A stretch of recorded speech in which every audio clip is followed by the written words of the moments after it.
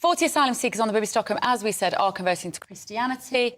And let's have a discussion with this now with the Conservative MP for the Isle of Wight, Bob Seeley. Bob, good to see you this morning. Very good morning to you. Do you share our frustration and that of our viewers when we listen to this as such an easy loophole for people wishing to settle here to just tick that box and here they can stay?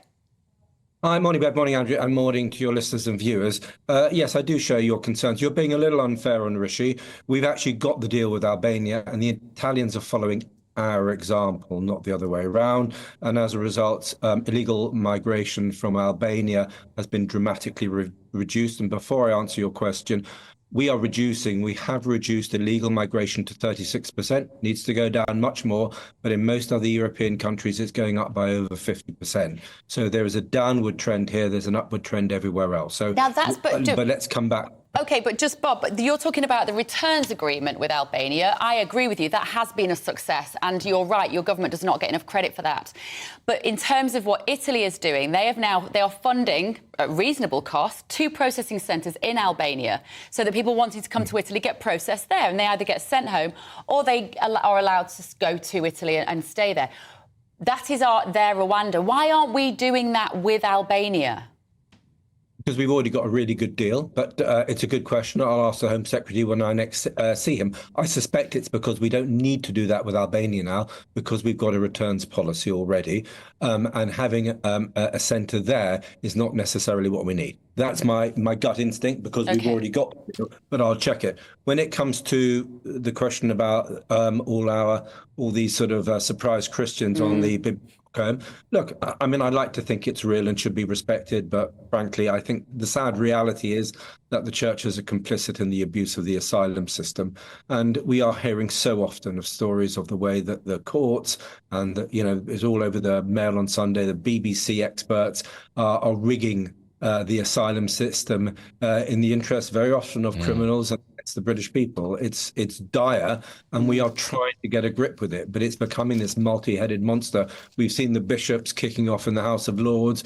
We've seen the way that so-called expert witnesses, I was reading in the Mail yesterday, expert witnesses are saying that sort of you've got sex offender criminals in this country who can't go back to Somalia because the Somalians may not like it.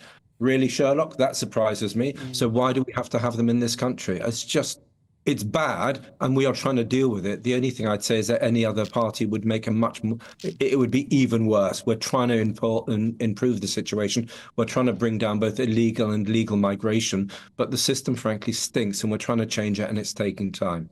And you did mention the word, Bob, complicit. You said the church is complicit. We've seen this document is doing the rounds. It says church support for asylum seekers, guidance for the Church of England clergy, how to help if their claims are refused.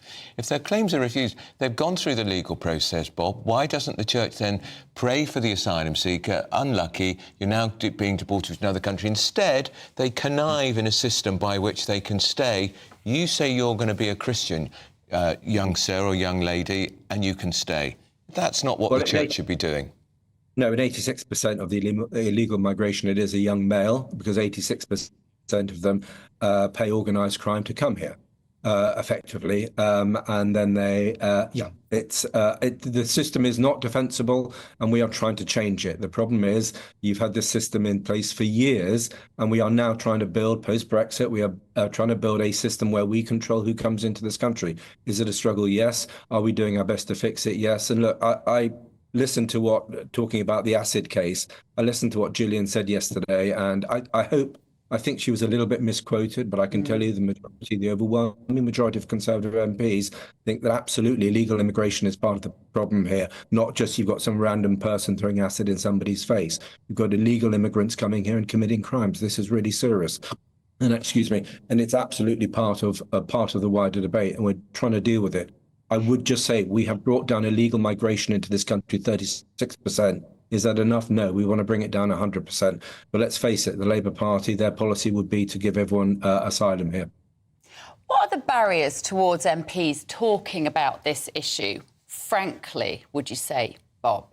Because you're quite forthright and you do a lot of media interviews. So you talk from the heart and you're telling us what you think. That's quite rare, actually. You don't get many MPs who, particularly on this issue, will tell us what they really think. Why?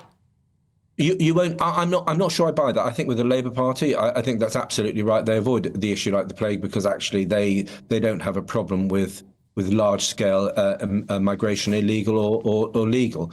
But I think that's because the Labour Party and the left as a whole have this sort of victim culture, victim oppressor, victim versus oppressor ideology, and they see people coming to this country illegally or legally as victims of this or victims of that, and therefore they should be supported. Conservatives take a different view, and I think we really grip it. I'll tell you something I'm trying to do. I will get the debate at some point in the next 6 weeks, 2 months.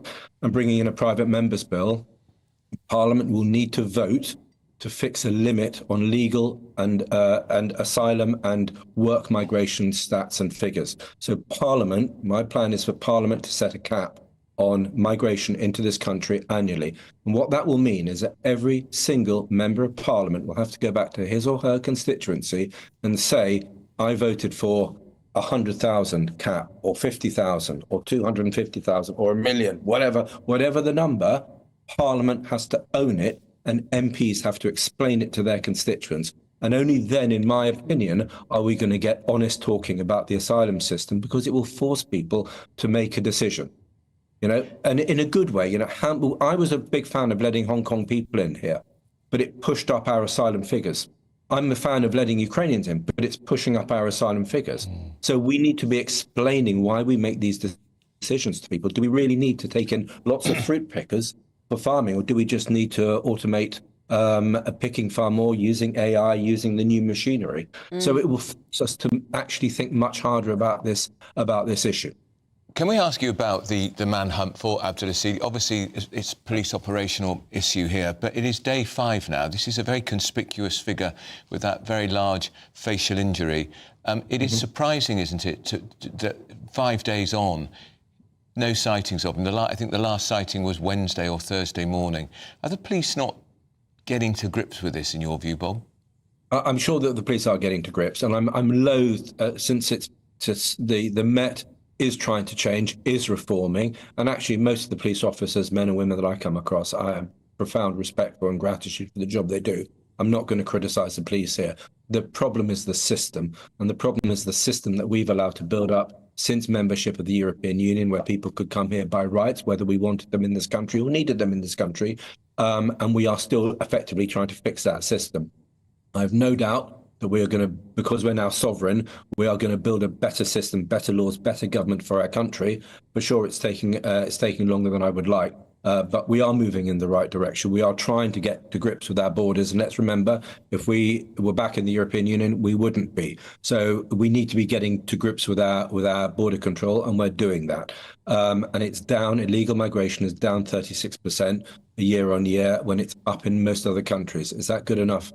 No, but it's going in the right direction, and we need to do more. I hope the Rwanda bill. I mean, look, you get the bishops on your programme, Andrew Bev, and say to them, why are they blocking the Rwanda bill? Well, yeah, I guess right. it's the lawyers as well, isn't it? It's that there are always the lawyers swimming around this issue, well, making this is a the fortune.